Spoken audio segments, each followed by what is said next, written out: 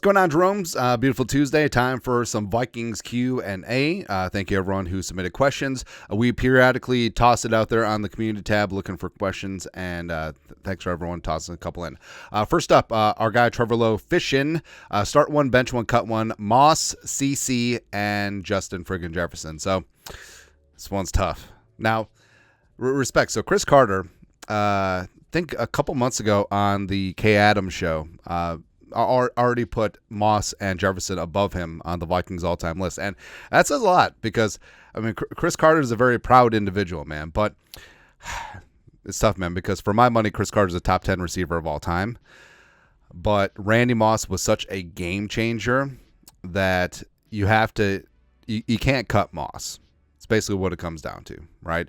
And now it comes between Jefferson and Moss. Now, Moss already has his body of work, but also a lot of Moss's career accolades did not come with the Vikings. And also you have to factor in a lot of it was you had the early career attitude with Moss and play one I want to play, the traffic cop stuff, blah, blah, blah, right?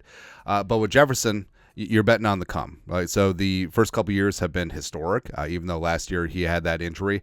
And you just know, like, even after he got paid, like, he doesn't care. He wants to be great. Like, he understands his place in history, and it's about putting up those numbers, breaking records, winning Super Bowls, everything that comes part and parcel with that. So I would start Jefferson, I would bench Moss, and I would cut Chris Carter, which just hurts to say. Hurts my soul. But there you go. Next. Angel Dutz Sr., OG Jerome. I feel as though if the Vikings play talent in the trenches is the only crutch to this current regime. Your thoughts? I think that's fair. And you look at the previous regime as well. So there's always a trope that Spielman ignored the offensive line. He didn't. He just they just couldn't hit on talent. Like, there was a number of day one, day two selections tossed into the O-line, and it just didn't work out. Now, the Vikings have the makings of a very good offensive line with Darrisaw and O'Neal. I like that there's finally competition at the guard spots. I think that Bradbury will be fine if he's healthy, but you can certainly do better. And I think that's something that the Vikings are going to look at next offseason. Same thing with the defensive line trenches. Now, it is noteworthy that they made a sort of a attempt at landing Christian Wilkins from the Dolphins, but of course he went to the Raiders for insane money. And I think both lines are a project that the Vikings are going to attack next year in free agency. Now, you could throw all the money at Chiefs center Creed Humphrey. I won't be mad. You could throw a ton of money at Detroit Lions defensive tackle Aleem, the real deal McNeil. I wouldn't be mad. Plus, you would take him away from a division rival. So I think that's where we're currently at. But yeah, I mean, defensive line, I like Phillips. He is very solid, but I think that there's a lot of areas that could be improved upon, especially interior pass rush. Although with the odd front, it really is more about absorbing bodies and letting your linebackers work. But, yeah. So I do like the Michael Juergens pickup. I do like Walter Rouse. I think that he could become a solid swing tackle. But, I mean, the rest of it, just spend all of the cap space next year on Darrisaw and free agents in the trenches. That's all I care about. Yeah. Next, Road Warrior. Can Lewisine play some corner and nickel? Also, any chance Vikings can sign expatriate Lawrence Guy? Well, speaking of defensive line, so Lawrence Guy, Flores Guy, but also he's like 36 years old, so probably not. Well, like, you could sign an old guy if it's Calais Campbell. Lawrence Guy was decent, but he's not Calais Campbell. And Wasine. So I actually had to look this up. So Seen actually did play a decent amount of slot corner his final year at Georgia, 118 of his roughly 800 defensive snaps. So about what percentage is that? I'm the only Asian who's bad at math, but he does have some slot and corner experience. Now, even though he came into the league saying that he wanted to be stacking bodies, like he's not really a box safety. Right, he played a lot more free safety at Georgia, single highs and split safeties, because he is sub 200 pounds, right? But I feel like at the end of the day, if you're switching positions on a guy, I mean that's basically just shuffling the deck chairs of the Titanic. It's basically what it is. So I don't know, like he's not an outside corner. Could he be a Metellus understudy? Sure, but also you don't have that same punch in the box like you have with Metellus. So I don't know. Also, would you rather have Theo Jackson in that role? Because when Metellus did leave the field briefly last year, it was Theo Jackson coming in. So that's pretty noteworthy. So, nah. Next. Justin Ouellet. When it comes to Uncle Sam Darnold, what are your realistic non-purple Kool-Aid drinking expectations for the season? So I'm going to go on a tangent. All right, so Mahomes, number 10 overall pick in 2017. Darnold was the number 3 overall pick in 2018. I understand they're different draft classes, but if you switch their roles for the start of their careers, and Darnold was allowed to sit behind Alex Smith for a year, he was able to work with Andy Reid versus Adam Gase, and also he got Tyreek Hill, prime Tyreek Hill, and prime Travis Kelce to start his career. The Chiefs win at least one Super Bowl with Sam Darnold, 100%.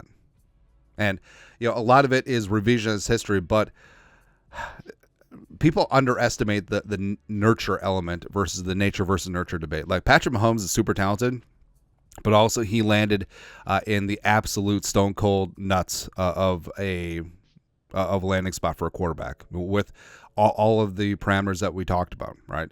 And also, again, revisionist history. Like Mahomes was a very polarizing prospect coming out of Texas Tech. Like a lot of people saw him as a Jay Cutler adjacent, improvising, gunslinging type quarterback. But of course, with Andy Reid in the system and with the weapons to start his career, now some of those weapons have receded. Don't get me wrong, Kadarius Toney, MVS, blah blah blah. But I think that Darnold with weapons and in a structured environment could have done very good things. Now, long story longer, getting here to the Vikings, I think that Darnold at minimum can be a functional operator of this offense. I think that he would be he's a much better option than Nick Mullins, even though you saw how Nick Mullins was able to move the offense last year and still had rapport with Justin Jefferson. Jefferson had double-digit targets with Mullins every single game that they were together when Mullins started. And also, I think Darnold, I truly believe that he can become this year's Baker Mayfield. He can become this year's 2022 Geno Smith. I think that he can have a career resurgence. Now, the thing with Darnold, and going back to USC, the problem that he has is sometimes he throws the ball to the opposite team. So that's something he certainly does have to rein in.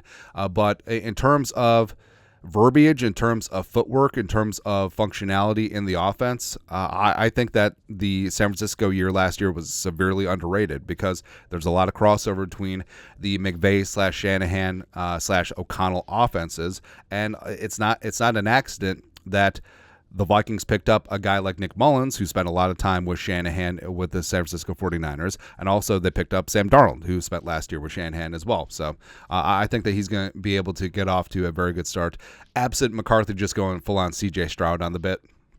But we'll see. Lastly, speaking of Kevin O'Connell, Maxwell Joseph, could you make the argument that this is the toughest start to an NFL coaching career with regard to Kevin O'Connell's first 3 years?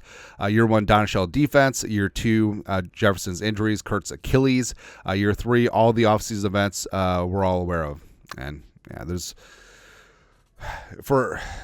just been a tough offseason all around so far. But I mean, you could make the argument, sure, but also 13-4 win the division in year 1 is pretty fantastic. And also, even with Jefferson's hamstring, like if Kurt doesn't blow his Achilles against the Packers and is healthy all season, I think the Vikings still win the division. And we don't hear jack squat about the Lions. And I will go to the grave with that. I will fight you. But also, so I don't know. You have to look around. Like I'm sure that there's coaching tenures that started off a little bit more tenuous. But even like his predecessor, Mike Zimmer, like 2014, his first season, game 2, well, the week leading up to game 2, Adrian Peterson has his thing. And then 2015, he had the shank at the bank. 2016, Teddy's leg fell off. I'm not sure on the dates, but when did Zimmer's eye start acting up? Factor that in there as well. So, I mean, it was a pretty rough start for Zimmer. As well, so maybe it's just this team. I don't know, man. But then 2017 worked out pretty good for Zimmer, except for the end. But I mean, so it certainly tested Kevin O'Connell's mettle, but I think overall he's come out pretty solid. And O'Connell is the type of leader that does learn from adversity. He does learn from mistakes, and I think that he is someone who will adapt very well, because that's the name of the game. Adapt, or you're going to be out of a job. So hopefully Kevin O'Connell does do that. But so far, he's been able to overcome a lot, but this offseason is definitely going to be testing him as well. But that's it. Vikings Q&A for this beautiful Tuesday. You guys are the best. You know what to do. Skol, production value.